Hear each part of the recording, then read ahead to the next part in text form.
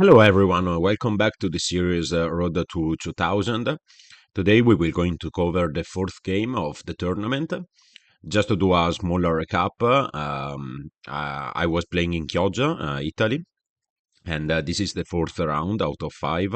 And by far, I drew the first game, lost the second one, and drew the third game. So I'm 1 point out of three.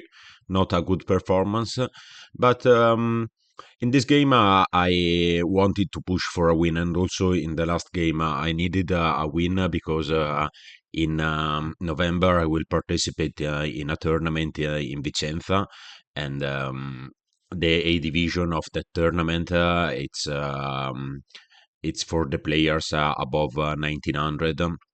And in this tournament I had 1883. So with the previous games I gained maybe 1 point, but I needed at least two wins, at least. I need two wins to reach 1900. So, so let's see the game. I was against Ludwig Roser. I don't know. I think he's German. He's a German player. He was around 50 years old. And yeah, in the database, I didn't see so much games. The last games that were in the database were Philidor Defense by Black for him, but they were really dated. They were like of 10 years ago. So. So let's start the game. I play d4 and he played d6. Here he can go for some Pirk or also for a Philidor. d4, knight f6, knight c3, and knight b in d7, and I played knight f3, and he pushed for e5, so he went for a Philidor. Let's see. He went for a Philidor by a transposition of moves. He can play e5, knight here, and d6, and after d4, knight f6, and knight c3, we reached the same position. So okay, so I played bishop c4 to put pressure on this pawn. Bishop e7, castle, castle, and h3. I played h3 because let's say I do something like this. I was a bit worried about this. Well, now he says that there is no problem because I can take the pawn, but I can take the pawn like this. But still, I was a bit worried about maybe not right now, but about some ideas with bishop g4. I want to prevent it, and so I played h3, c6 to prepare to strike in the center or to advance on the queen side. Queen e2, b5. I took because if you go here, it's the computer says it's fine, but my pieces are strange. He can no, he can't push now because this is hanging. But you don't know what will happen in the future. Maybe have to be worried about an advance in the queen side. So I traded them. Trade. Sorry. Okay, trade. Okay, and here I had a choice. I could move my bishop on b3 or I can move my bishop on d3. I decided for d3 because it gives. I am not comfortable in these positions. He played. in the Philidor defense. I mean, he played the Philidor for all his life. Yeah, so let's say that bishop b3, it's a more dynamic position. With bishop b3, my pawn, it's I lost. I lose a defender of my pawn, and the things can escalate really quickly. So, I mean, with a player that has more is more experienced in a position than yourself, maybe I think it's wise to slow down a bit, go out of the opening, and then play in the middle game. So I played bishop d3, and he pushed. I was really surprised about this push because it's not good. I was not. I was hoping for this push, but wasn't really thinking that he would have go for it. Um, he would have gone for it because yeah, in a lot of the problem with these structures, it's that I want to put pressure on this pawn, and he wants to put pressure on this pawn. The problem is that when you advance a pawn,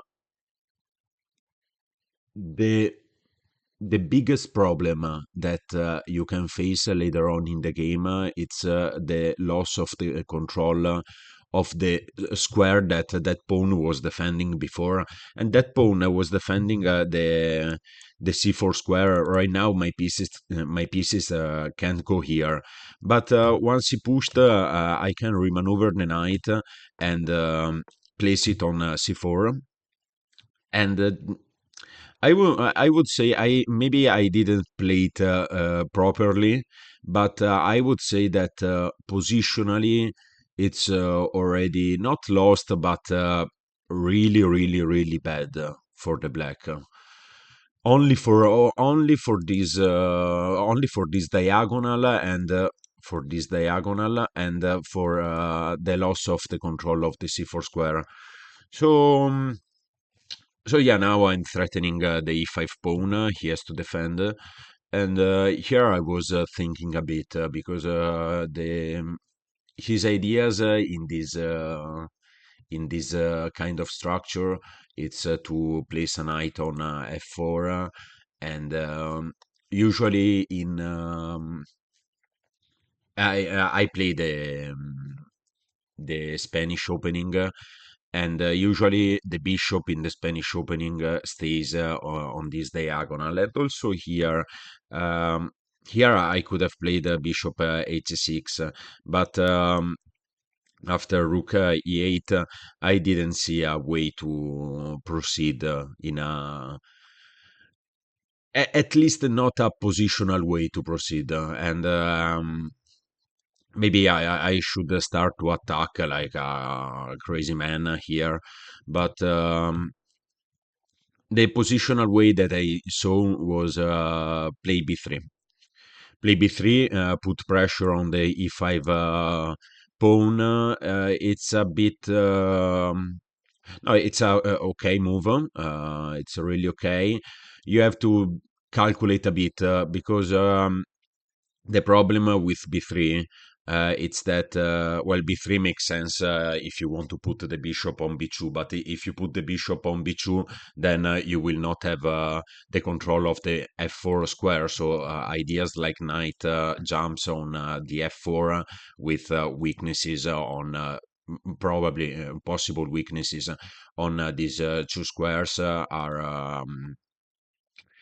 common, and yeah, you have to calculate, you have to not calculate, but you have to estimate that the pressure that you put on the e5 square, it's more important than the pressure that he puts with the knight on f4. So I thought it was fine for me to let the knight jump here. Here, here I went for bishop b2. Probably better, safest choice was to first place the queen on f3, and then later on in the game place the bishop on b2. Because right now, if I place the queen on f3, he can't jump. He can't jump because I will just take, and now this pawn is weak, so I can just play e5, disconnect the queen from the guarding of this pawn, and then collect it. Um, but I didn't because well, first first I didn't because it didn't cross my mind to slow down with queen f3, and the second because he was blitzing all the moves, and at this point of the game I was already down 20 minutes, and I knew that my position was good, but I also knew that uh, this is playing properly, this will be a long game, and because it's a positional game, so you don't have tactics um, that let you win in a moment. And being already down 20 minutes, I wanted to hurry up a bit to catch his time, because maybe I will need the time later on in the game, maybe in the end game, maybe to calculate a tactic. You never know. So I played bishop b2, and he plays this knight on f4, and I played queen e3. So yeah, so now he played f6.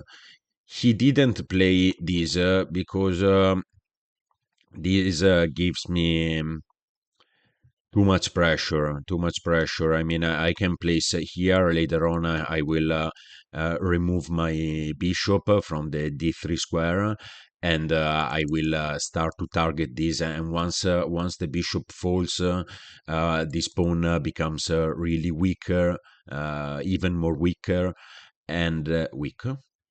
And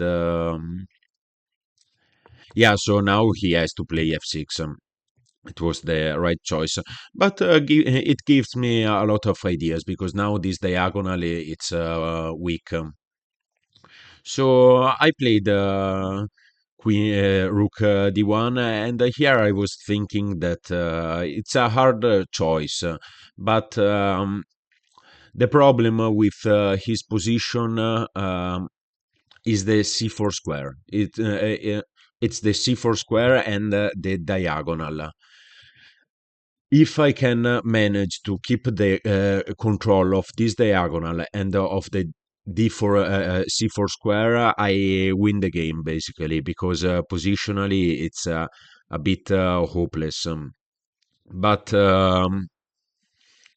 maybe not win, but he will. I will have pressure on all the board, because the knight from here can control this, and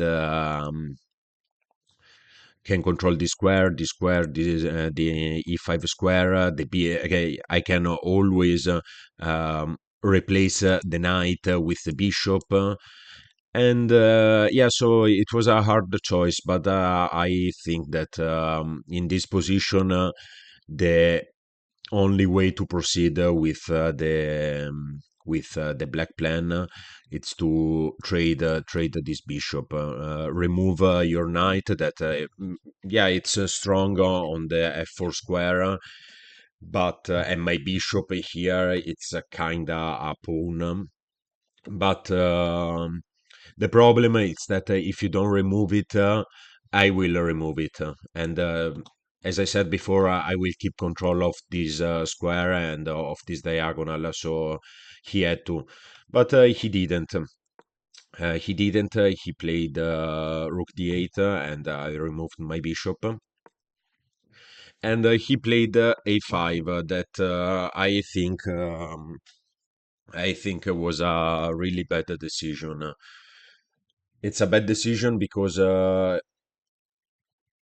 Same topic of the B4 push. The problem with the B4 push was that it gives me access to the C4 square, and the same problem with the A5 push, it's that it gives me access to the B6 square. So now I can replace, as I said, I can replace my knight with my bishop, and the knight will jump there with tempo.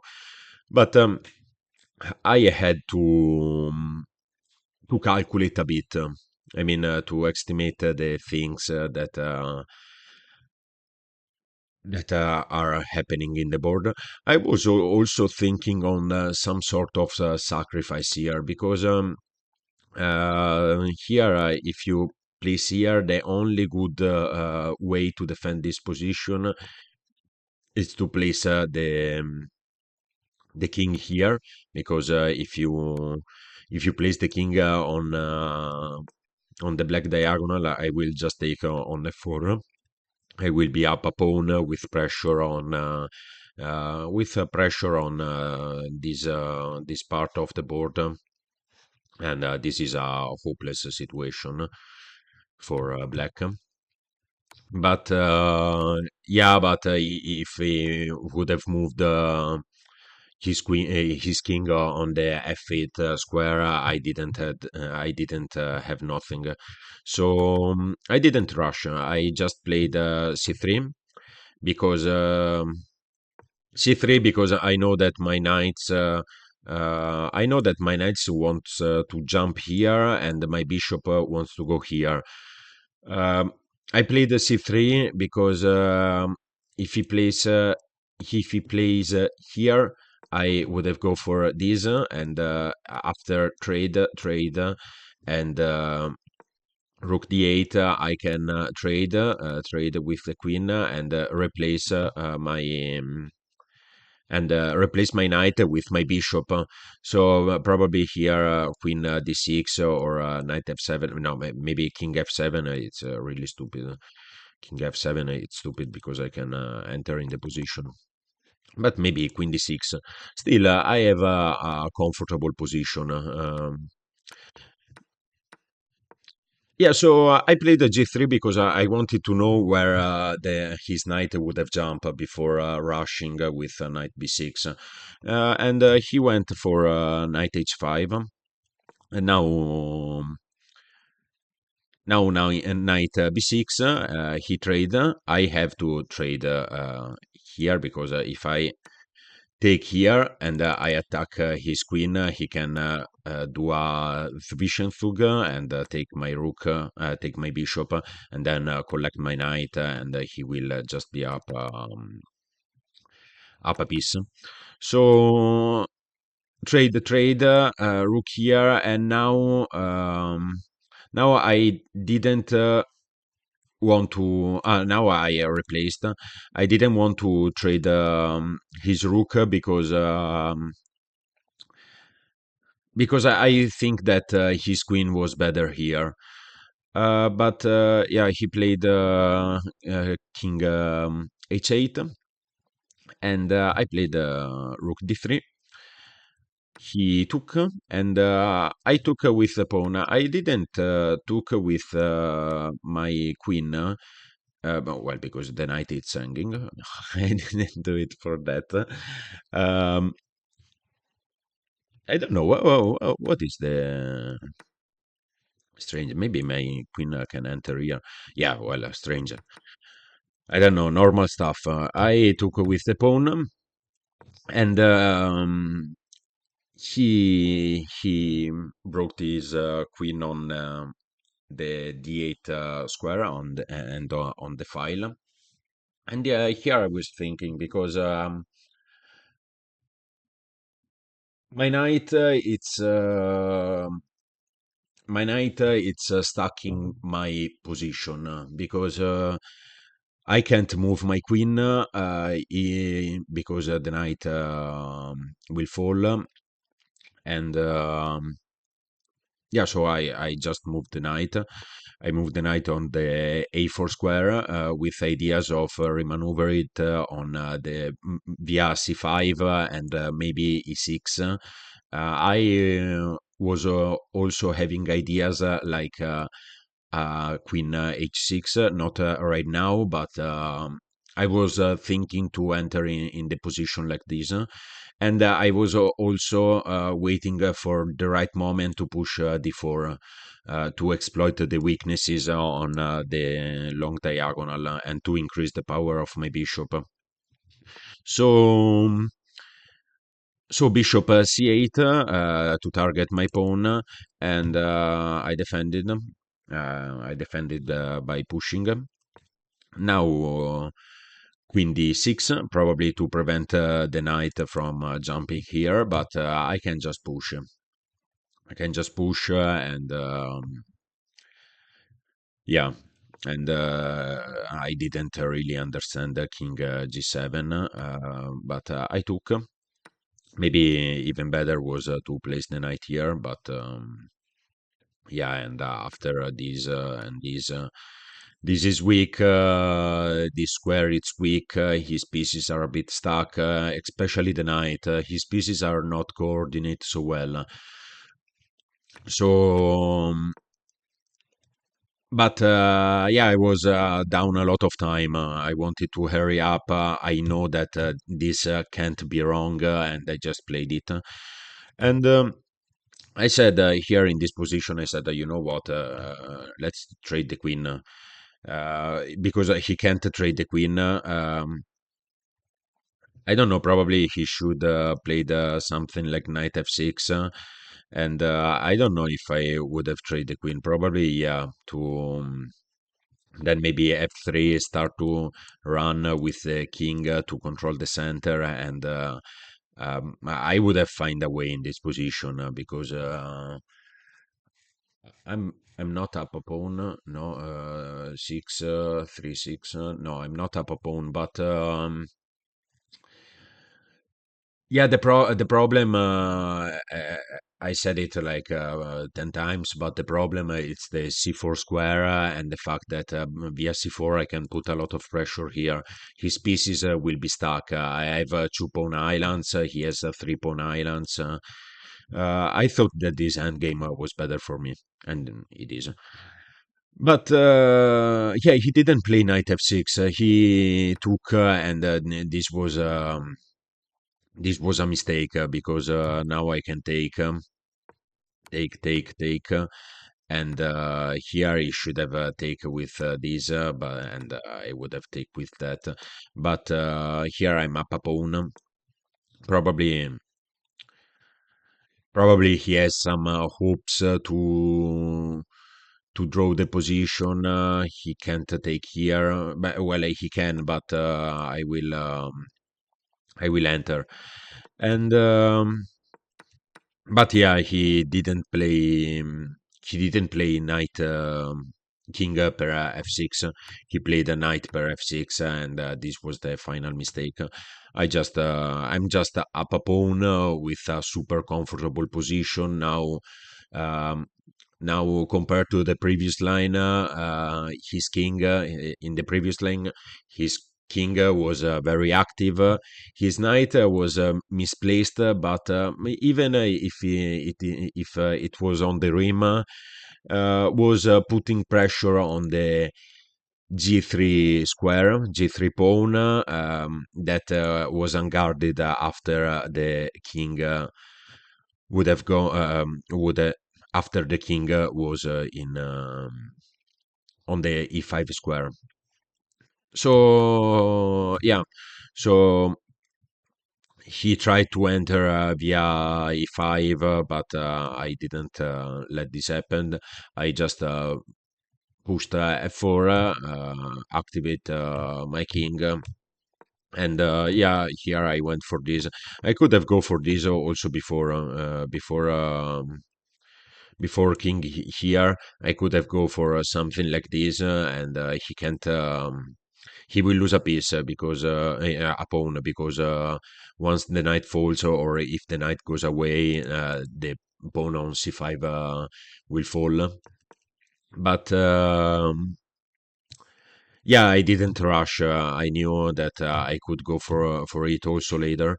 I just brought my king in the center, and here that my king it's closer to the center, I went for the same idea. I took and yeah, here king e3, king d6, and king d4, and he resigned. He resigned because I'm up 2 pawns, and also these other pawns will fall, and I will queen. Yeah, the only thing that I had to be worried in this game was in this position was to maybe to not let his bishop enter to target the a2 pawn. Let's say something like let's say I don't capture, and I play something like I don't know these these. These yeah, well, if this happen, still it's not a problem because if I lose this pawn, the knight on c5 will keep the b3 pawn that it's the important pawn in this chain because it prevents the pushes of the a4 pawn. And later on in the game, I will just push, create a pass pawn, and activate my king, and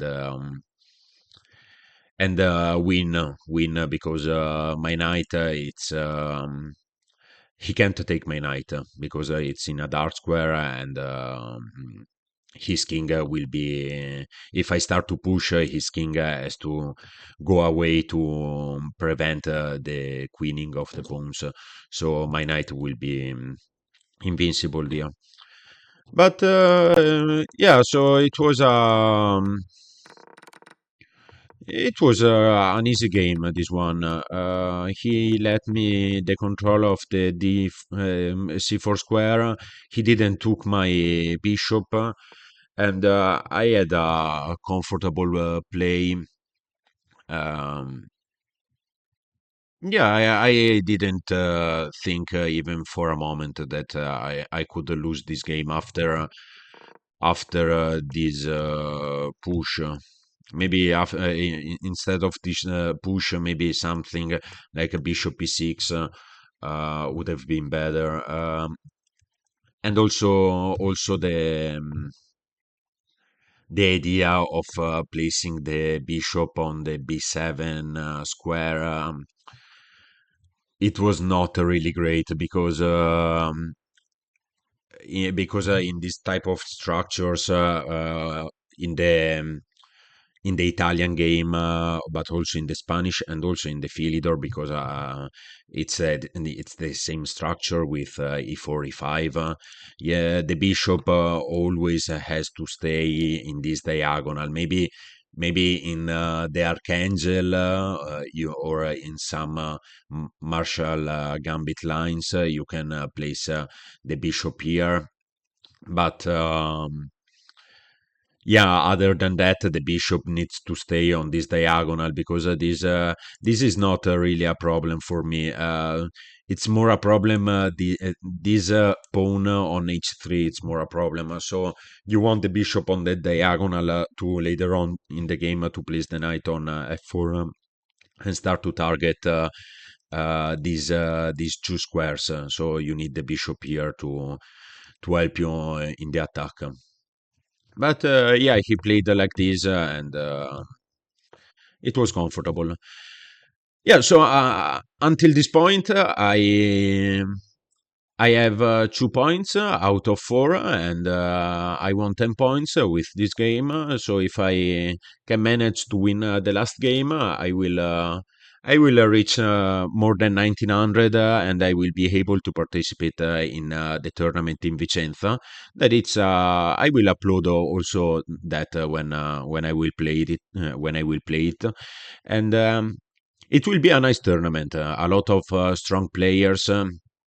And also a GM, some international masters, and let's see how it will go. I have 1 month to prepare. Um, So that was the game. Let me know what you think in the comment, and if you like it, please subscribe.